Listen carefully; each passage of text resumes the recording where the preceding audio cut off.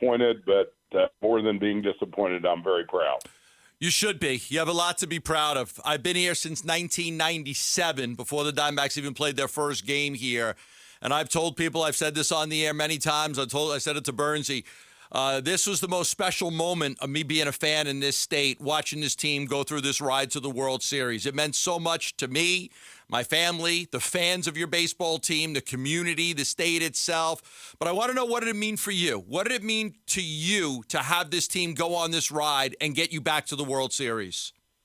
Well, it means a lot because the road has been a long and windy one for us, and the mountain that we were climbing this year was very steep. And, to be in that ballpark over these last multiple evenings, the three that we just finished, and then previously when we were playing at an earlier time, and to see just the incredible coming together of our fans and the support our team got from them,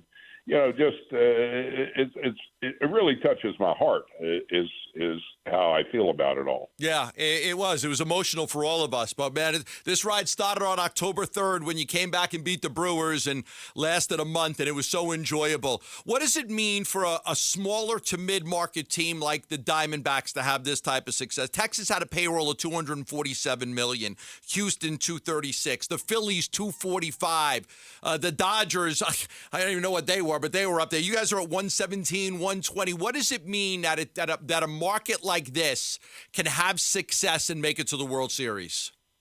Well, it's very, very gratifying, and it shows that if you put together, the right kind of team, you can go out and compete with anyone. And while certainly the economics are powerful on the other side, the talent that we have on the field now, the young talent we have, and the likelihood of that talent becoming even more formidable makes it all very gratifying, very exciting. The thing you mentioned the numbers, and that numbers are a factor in sports, and in the end, the numbers do tell the final story, wins and losses.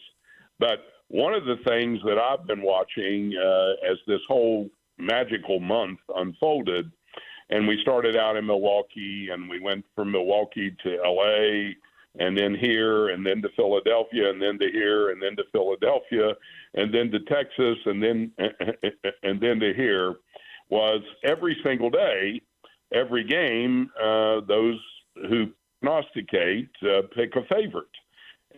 We played 17 games in the month of October, and finally on November 1, it ended. We were not a favorite in a single game for 17 straight games. Crazy.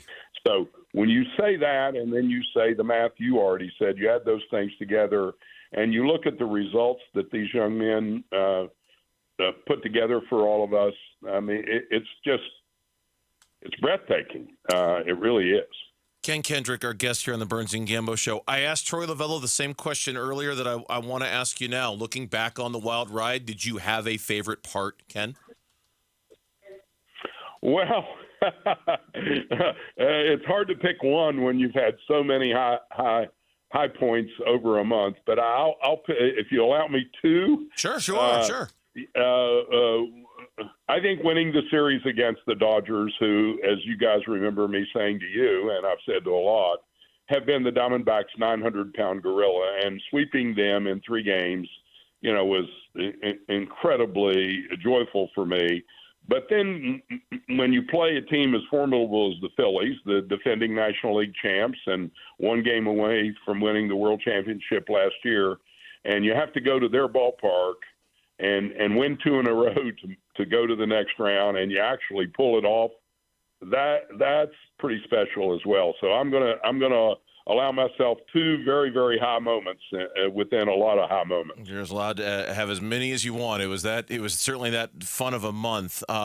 Mike Hazen just wrapped up his press conference a couple of hours ago, and he talked about the goalposts being moved now for this organization. From your perspective, how different is this offseason going to be, and how differently is the organization going to approach this offseason in terms of roster building, roster maintenance, and adding to the roster, Ken?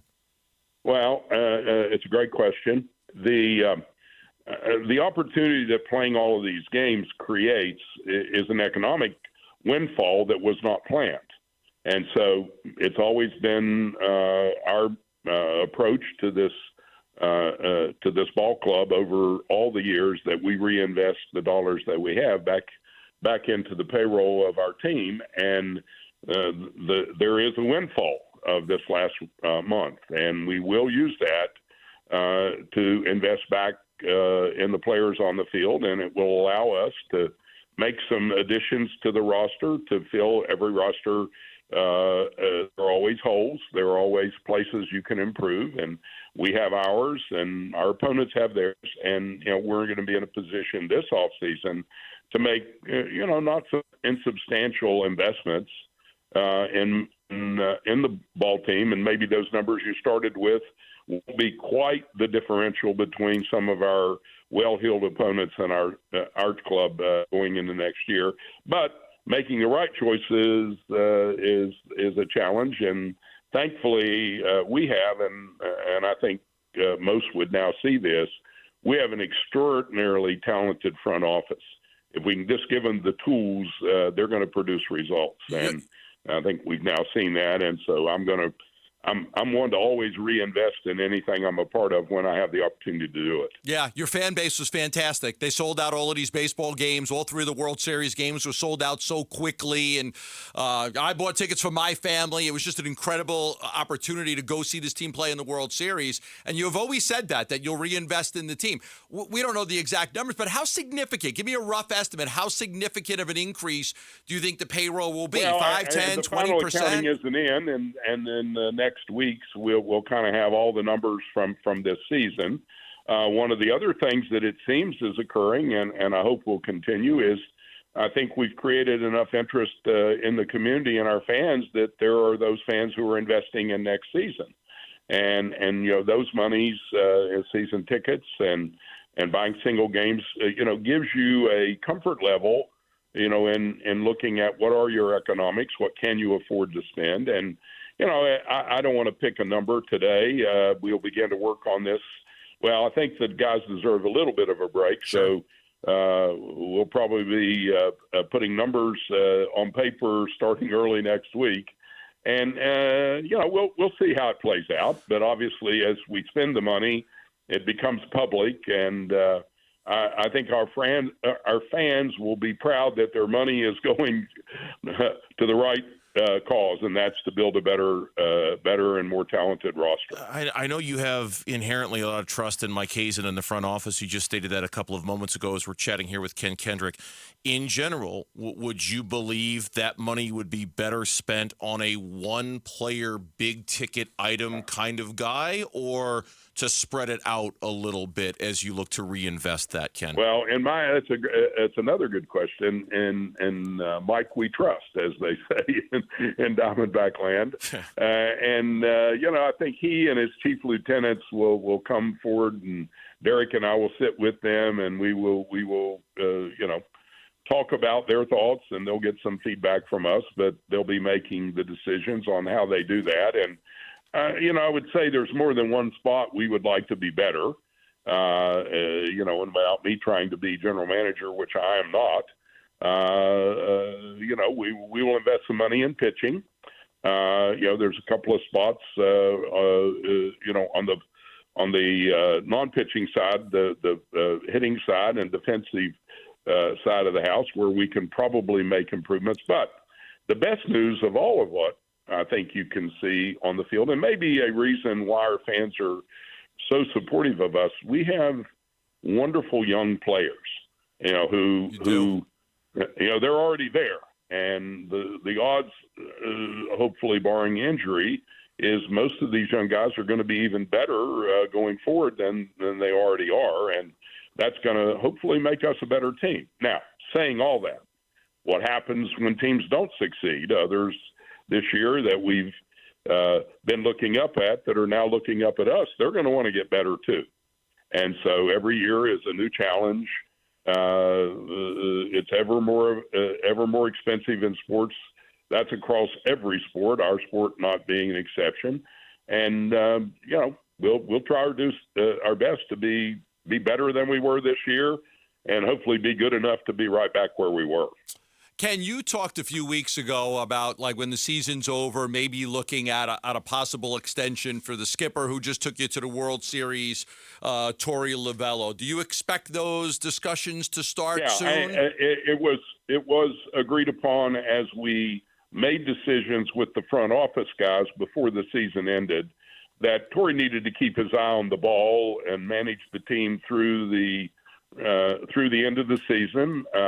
The end of the season went longer than maybe even he might have imagined. I certainly would be one to say it went further than I imagined. And, he's earned our respect. He had our respect, and he's earned even greater respect. I think what's happened is the baseball world is now more identified with the talent he brings. And, just like you reward players, you need to reward leadership.